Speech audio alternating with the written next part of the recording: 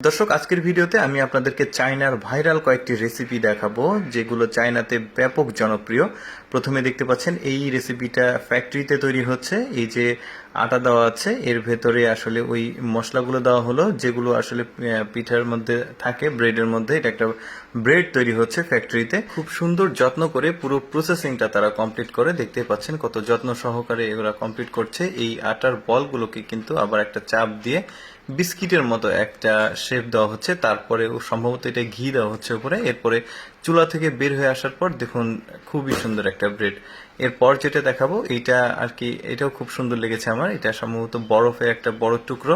এই টুকরোটাকে নেওয়া হচ্ছে এখান থেকে ছোট ছোট আকারে ভেঙে, তারপরে এটা আইসক্রিমের মতো আর কি।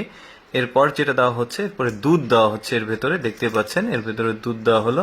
তারপরে দুধের সাথে মধু দেওয়া হচ্ছে। এর সাথে আবার এই মিক্সিং করা হচ্ছে।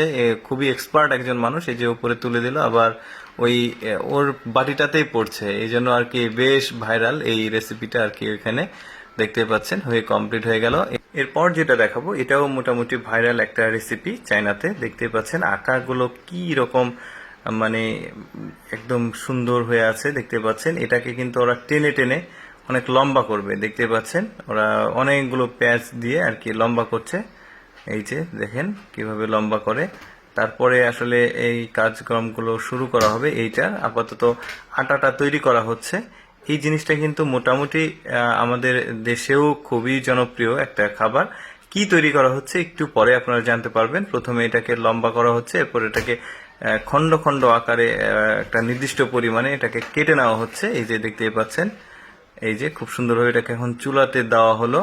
চুলাতে দেওয়ার পর এটাকে আঠালোর মতো একটা করা হলো। তারপরে এটার সঙ্গে তিল মেশানো হচ্ছে। যেটাকে বলা হয় তিলের খাজা আমাদের দেশে। এটা খুবই জনপ্রিয় সেখানে, কিন্তু তৈরি করা হলো খুব যত্ন সহকারে। এরপরে যেটা তৈরি করা হবে এটাও একটা খুবই সুন্দর ব্রেড, একদম পুরো ফ্যাক্টরিতেই তৈরি করা হচ্ছে আর কি। ব্রেডগুলো বিভিন্ন প্রসেসিং এ কিন্তু আটাগুলো মিক্সিং করা হচ্ছে।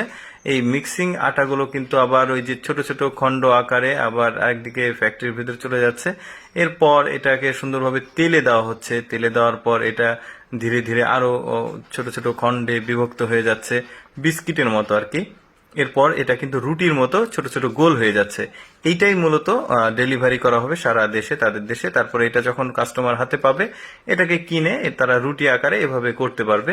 ভেতরটা দেখুন খুবই সুন্দর আমার লেগেছে, কিন্তু এটা খুবই জনপ্রিয় একটা খাবার চায়নাতে। দেখতে পাচ্ছেন এখানে বিভিন্ন রকম বার্গারের মতো করে বিভিন্ন কিছু দিয়ে এটাকে খাওয়া যাবে। এরপরে একটা ভাইরাল রেসিপি দেখাবো। এই রেসিপিটা আসলে আমি নাম ঠিকই জানি না, বাট কি হতে পারে সেটা আপনারা আর কি ধারণা করে জানাতে পারেন আমাকে যদি জানেন। দেখেন খুব সুন্দর করে আসলে এই আটার বলগুলো, এর মধ্যে কিন্তু আরো কিছু কিছু দেওয়া আছে। তারপরে এর ভেতরে খুব সম্ভবত এটা ঘি হবে, কারণ তেলের কালার তো এরকম না। তারপরে এটাকে তেল দেওয়া হয়েছে, ঘি দেওয়া হয়েছে, তারপরে এটাকে ভাজা হচ্ছে। দেখতেই পাচ্ছেন খুব সুন্দর লাগছে। ভেতরে কিন্তু মশলা আছে এই গোল গোলের ভেতরে। এই যে হয়ে গেল খুব সুন্দর। এই তিনটা রেসিপি খুবই ভাইরাল।